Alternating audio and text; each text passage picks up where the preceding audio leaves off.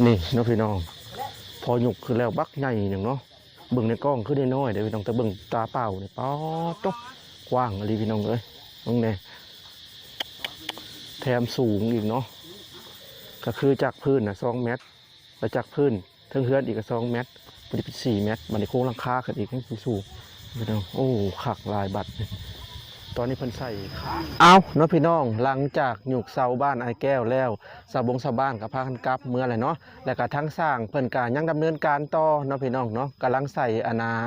คางกับคือเนาะหลังจากใส่คางกับคือแล้วก็โอเคแหละเนาะพี่น้องก็คือแบบว่ามันก็จะคืนกันได้แหละเนาะบ่ย่านล่มแล้วบัดนี้เนาะตอนแรกเพิ่นหยุกเสาขึ้นย่านแต่มันล่มเนาะพี่น้องเพราะเพิ่นค้ำสี่อันนึงเนาะบัดพอหยุกขึ้นแล้วก็ลังบักใหญ่นึงเนาะพี่น้องป๊าดโตโมเมนต์ธรรมดาเนาะทีแรกไอ้แก้วเพิ่นจะได้ต่ำๆประมาณ1.50 เนาะบ่พรก็เลยว่าโอ้มันกระเทินเนาะเวลาสิเข้ากองตารางเราต้องก้มหัวลงอีกเวลาหลดกระบะเข้ากับบ่ได้นะพี่น้องกระพรก็เลยแบบว่าเอ้าย่างบ่ได้จัก2 เมตรซะจากพื้นเนาะก็คือเสาหน้า1.50 ตีนเสาหน้า50 เซนพอดีเป็น2 เมตรนะพี่น้องก็ถือว่าย่างเข้าวิดหัวเลยแล้วก็หลดกระบะเข้ากับวิดเลยเนาะแต่จริงๆแล้วบ่พรยิ่งสูงยิ่งมักได้ยิ่งสูงนะแนบแต่ไกลมันจะโด่งมันจะงามเนาะถ้าเป็นพวกเสาสูงๆนะพี่น้องโอเคนะพี่น้องหลังจากหยุกขึ้นแล้วก็สิพาไปเบิ่งว่า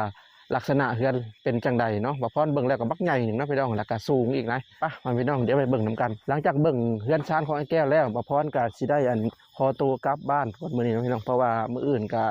นี่แหละเป็นงานวันเกิดของน้องพีเจหรือว่าลูกชายของบ่พรนั่นเองเนาะเดี๋ยวพาเบิ่งเฮือนชานเพิ่นก่อนนี่เนาะพี่น้องพอหยุกขึ้นแล้วบักใหญ่หนึ่งเนาะเบิ่งในกล้องคือได้น้อยเดี๋ยวพี่น้องแต่เบิ่งตาเปล่าเนี่ยป๊อดโตกว้างอะไรพี่น้องเอ้ยน้องเนี่ย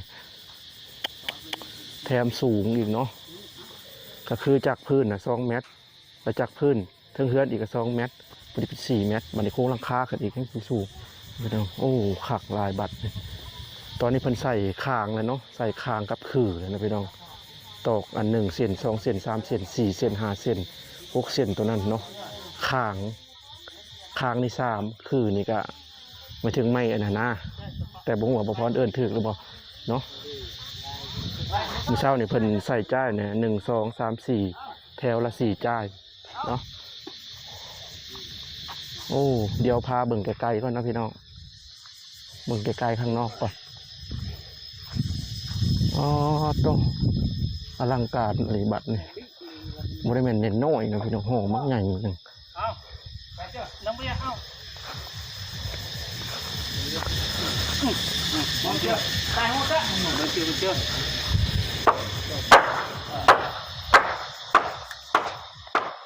กับพอดีแปะกับอันหลังคาน้ำสร้างบาดาลไปเลยเนาะ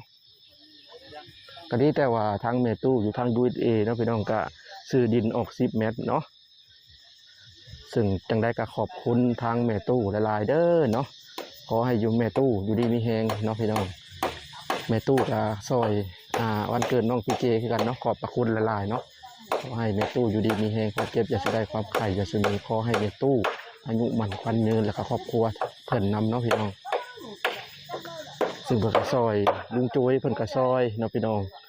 นับแต่ลุงโจยแล้วก็ไอ้แก้วมาเรื่อยๆเนาะโอ้ตอนนี้กำลังตอกเสาดังเป็นหันกระใสอันนี้อีกมาพรก็จะอัปเดตไปเรื่อยๆนะพี่น้องป้าโธ่เวลาหยุกขึ้นแล้วงามนะพี่น้องเฮือนเพิ่นคือว่ายังแต่ฟ้าเซล่าบ่เลยจังได๋เนี่ยนะพี่น้อง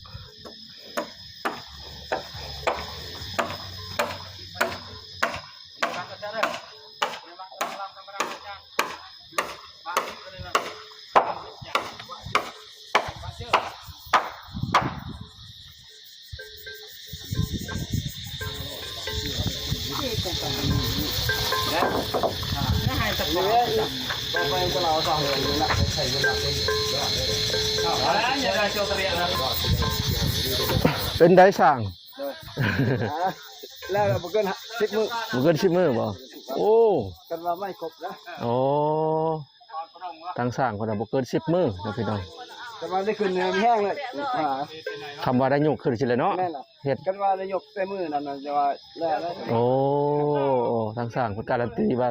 ถ้าแม่นยกแต่มื้อนั้นเห็นรูปร่างหลายเติบ đây chiang ngon cây qua mấy em chiang đây มาเลย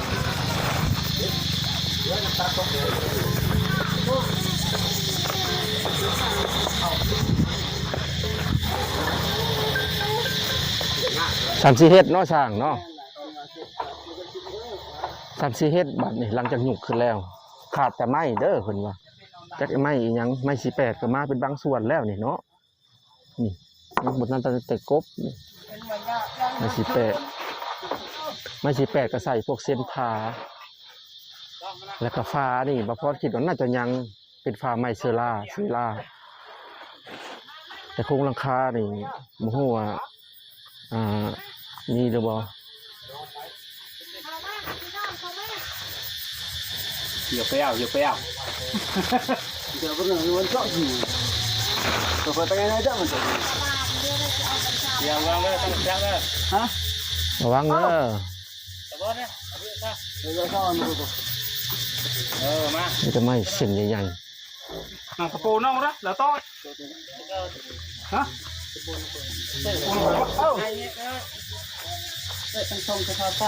âu mà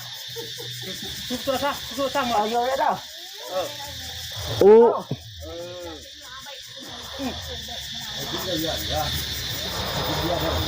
âu hai tập bồn bố ขอซอง coi coi ta หรือ lại ว่าขอซองบ่นั่นน่ะพี่น้องอันนี้คือเลยตัวนี้ตัวนี้คางซองเส้นตัวนี้คางถ้าเป็นภาษาลาวเอิ้นนะคางกับน่าจะขอซองเนาะตัวนี้ขอซองอันนี้ก็ขอซองหรือมีอีกตุงอีกได้อพี่น้องตุงจะใส่ไม้แป้นปูอีกได้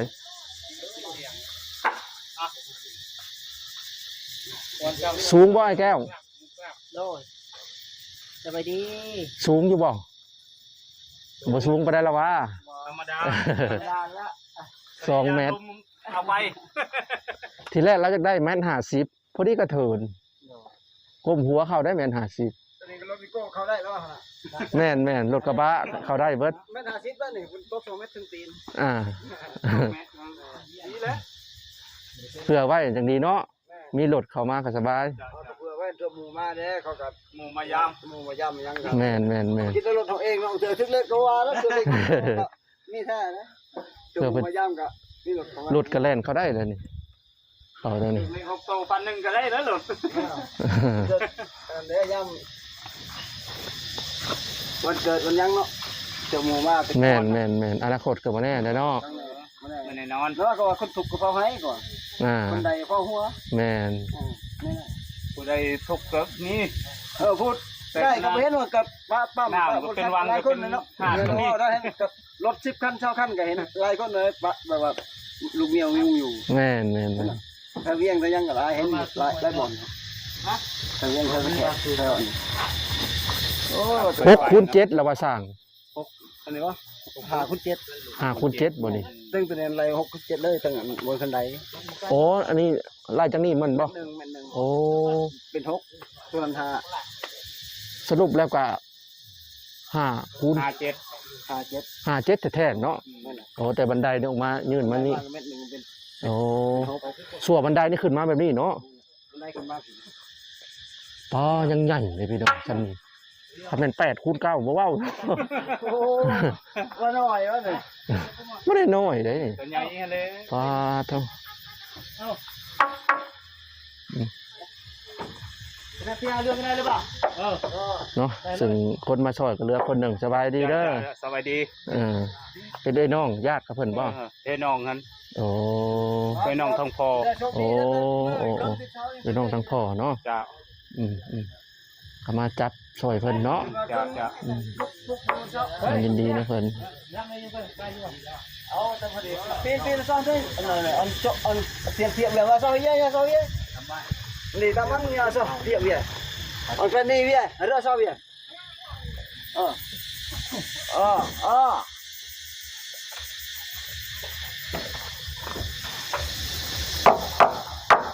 Này nhom là lượng lệnh ก็ให้มา3เถื่อ3งวดแต่มาอยู่นี่โตก็ให้โตถือกันบ่ชื่อ แม่นบ่โอ้ โตบ่ถือกันชื่อ โอ้ เราได้เมื่อมาใครต่อไปใกล้น่ะ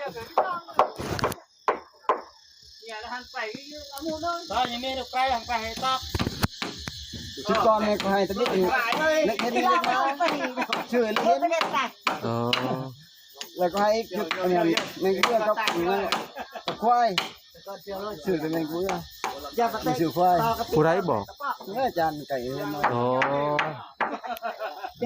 กระเบื้องนี่ว่านี่นะว่านี่กระเบื้องเล็กม้า อืม มันจะแค่พี่เลือดแต่แค่อยู่นะเล็กเสือ อืม ว่าดวงมาให้ตักแดดดวงตักแดดมาเดี๋ยว cho pam thế này เดี๋ยวบอกไม่มาแล้วบอกโตน là จะได้ไอ้แก้วความรู้สึก ดีใจ ดีใจหลาย โดย อ๋อซึ่งเจ้าไปหาคนน่ะ3เถื่อเลยเนาะ โดย 3เถื่อ แม่รอบที่สามแล้วนี่รอบสองเขาก็มาเลยเลยรอบแรกเขาก็มารอบสองเขาก็มา อ่า โดย รอบที่1ก็อาหารยังบ่พร้อม โดย รอบที่2ก็พอดีถึงมื้อรับ โดย รอบที่3จังได้สำเร็จ แม่นนั่นแหละ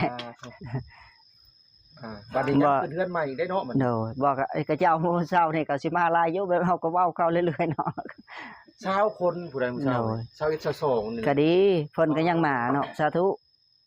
ถือว่าหลายเติบได้ โดย ให้เป็น10กว่าคนน่ะบ่อยากไหวเนาะ โดย ชาวคนนี่ก็ยังอาลากอาเรือ โดย ตัวเพิ่นตลอดเนาะ ชาวคนก็ยังเติบอยู่ ช้างมื้อนั้นก็มาเนาะมือเพิ่นหยุดเพิ่นก็มาแต่เช้า เออ โดย และห้องนี่สิเฮ็ดบ่ได้ไอ้แก้วห้องบ่ได้ขันห้องบ่ กัน ขันบ่ โดย ขันสองห้อง กันแม่นละ ขันทั้งพี่แล้วว่า กันตาทางนี้กันห้องเดียวนั่นละ ห้องเดียว โดย คือว่าขันสองห้องน่ะเอาไว้ให้ลูกชายคนละห้องเด้อ ก็เดียวก็เป็นสอง ทางนี้ แม่น แม่นก็เป็นสองก็ถึกแล้ว แต่เป็นบล็อกตัวนี้ แม่น ก็บอกทางนี้เด้ ค่านี่นะในห้องนึงในห้องนึง ก็เป็นสอง เป็นสอง พอแล้ว แม่น สองห้อง ทั้งห้อง สองห้อง ตัวจะเห็นตัวบนหลัง โล่งเลยตัวนี้ ลงเลย ตัวนี้บ่ต้องกันตัวนี้ มันลูกติ่ง แม่นเบิ้นบ่สั่งตัวนี้เฮาก็บ่ต้องกันเนาะข้างหน้าสิกันได้ยังไงโดย làm đi sau phang ấy xong ăn บอกในเสา10 คูณ 10ได้ใส่เลยเด้ còn cái nít phạt đấy อ๋อ ลืมเนี่ยมันละกระป๋า hai con hà ăn đây chặt tình thì phạt โอ้ตัวนี้เช็ดเป็นห้องโถงบ่ แม่น โดย แม่ตั้มแบบไปแล้ว ห้องโถงแต่ตัวนี้เห็นเป็นช่องห้อง แม่ ประตูเข้า ในห้องนึงประตูนึงประตูนึง แต่ว่าทั้งนี่ก็คันคือกัน ก็กันถึกแล้ว นี่ก็เรียกเช็ดโล่งแม่น บ่ ช่องห้อง แล้วแต่เพิ่น ช่องห้องอะไรถึง โดก็สองห้องนั่นแหละก็กันคือกันแล้วแหละตรงกลาง ช่องห้อง โด ตัวห้องเช่าแต่ละวันแต่ละมือทำงานเลยผลิตคน ออก เพราะว่าสมัยใหม่นี่เพิ่นจะเป็นคันห้องคือสมัยแต่ก่อนตะกี้คือรุ่นคนอายุ50-60 ปีที่เพิ่นจะเฮ็ดแบบอ้อมเนาะ โดย อ้อมเบิดละจงทั้งอันน่ะ โดย ความคิดของเพิ่นเพิ่นว่า เนาะ เอาไว้ห้องรับแขก โดย จริงๆแล้วมันก็บ่แม่นเพราะสมัยนี้ แต่นี่เฮาก็บ่กันนะทางนี้คือว่าเฮาปล่อยไว้เลย ห้องโถงอันนี้ โดย เป็นลูกติ่ง ทางพี่ก็ห้องนอนเว้าง่ายเนาะโดย สองห้องเนาะ โดย เจ้าก็นอนห้องนั้นเนาะ โดย ลูกก็นอนห้องนี้ โดย ลูก2คนพอดีผู้ชายก็นอนนำกัน จังมาก็เอามาขึ้นสองชั้นข้างล่างปูมดแอมมดเป็นสองชั้นสมมติว่าเพิ่นเลยแอมนะ อืม เป็นสองชั้นคือกัน โดย คนเอามาได้มานอนคันมีก็แอมซื้อไม้แปดปูนะแอม โดย แล้วปืนเนี่ยก็เทปูนแค่นั้นปูตะกะโหลกแล้ว ยกไหนเนาะกันว่าให้เกี่ยวข้าวเจ้าก็ กาเนาะถ้าแม่นมีงบกระลาดพื้นงามๆคักเวลาอันมีเปมีเตียงเนาะมานอนลิ่นเย็นคักได้พี่น้องเฮือนแบบนี้ถ้าเป็นเฮือนดินเฮือนชั้นเดียวนะมันเปลืองพื้นที่อ่า ซึ่งแม่พรก็เฮ็ดเฮือนก็ยังสิได้เนาะถ้าแม่นเฮ็ดแบบนี้น่าจะโอเค โดย เพอตั้งล่างนี่อาศัยแบบจอดรถบ่เป็นห้องครัว เป็นบ่อนนั่งเลินสบาย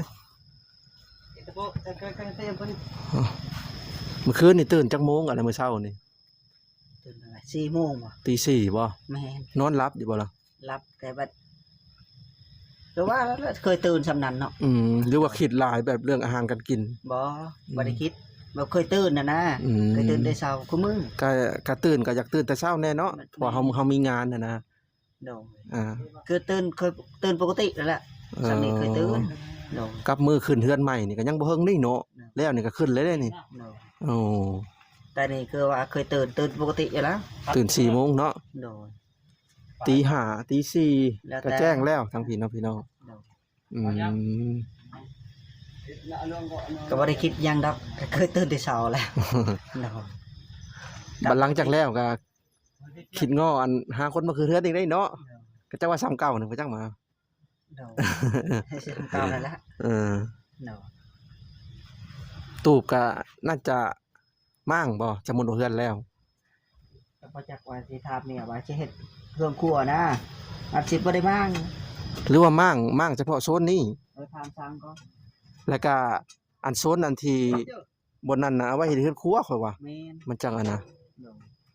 โดย ต้องได้มั่งแหล้วนี่ต้องได้มั่งนั่นแหละ โตบเลยว่ะ เพอเจ้าก็ขึ้นเฮือนใหม่แล้วเด้ แต่ว่า เผลอๆนี่จงไว้แต่เฮือนครัวนัด ก็อันนี้ก็อาจจะเอาไว้ก็มีตัวนี้เอาไว้ใส่เครื่องคอกนะ อ๋อ ไม่ เสียดายเนาะ โด ก็ได้คือกัน เอาไว้อยู่นี่ทางเบิ่งทำให้ก่อน ยันว่าอยากให้มันกว้างๆขวาง โดถ้าเพิ่นบาปมากก็มั่ง อืม แต่เมียว่าเฮ็ดดีแล้วเนาะก็บ่อยากมั่งนี่โด เออ เฮาก็ใช้เฮ็ดเครื่องครัวนั่นนะแล้วแต่ เครื่องครัวดังตารางก็ได้สมมุติหรือเอาไว้นอนลิ้นเย็นมั่งพาออกซื่อๆบ่ก็ได้คือกันได้เนาะหรือว่าบัดมีเที่ยงไห้เที่ยงนาก็เป็นมงเที่ยงไห้เที่ยงนาในอนาคตก็เป็นไปได้ โด อ่า มันจะ น้ำมันตีน เดี๋ยวถามเพิ่นก่อนจะขอยก็ไว้คือกันแหละ อยากเอาไว้ บ่สิบางมัน อ๋อ ก็นั้นขึ้นเฮือนใหม่เลยนะ คือเดือนใหม่เลยเด้เพราะว่าห้องหนึงก็ซ้ำแล้วกระท่อมตัวนี้ ห้องอันนี้ สี่เหลี่ยมตัวนี้นะอ่าลักหัวกับบ่พอบ่พอเนาะ โด ซื้อมาอีก10กว่าลักถ้ามีลักหัวนี่ก็สิพังมานี่เนาะอ้ายเนาะ โด กะตะนางอีกกะคาดอีกบัดนี้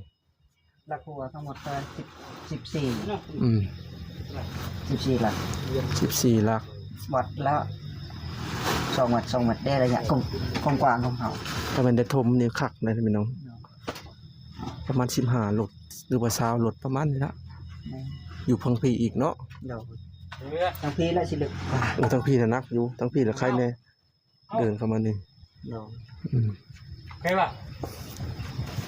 เอารอลุ้นนำกันเนาะพี่น้องกันในใจก็อยากให้แบบ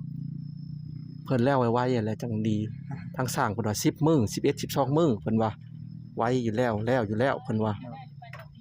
อ่า นี่เมียก็ว่าเกิดมันสูงโพด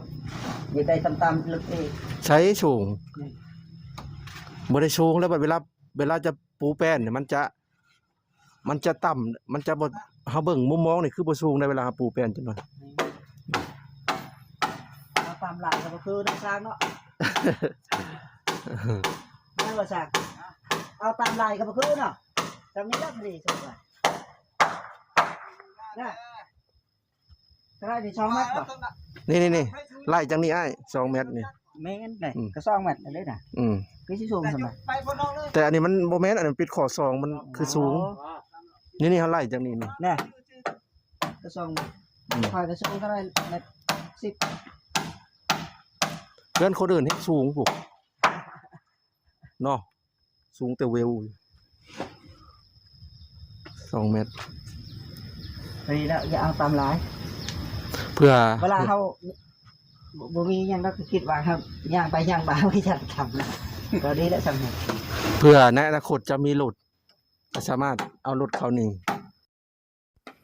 เอาล่ะพ่อพี่น้อง ตอนนี้ก็มาฮอดช่วงท้ายคลิปแล้วเนาะตอนนี้ทางสร้างเพิ่นก็ได้ดำเนินการเรื่อยๆเนาะพี่น้องเนาะ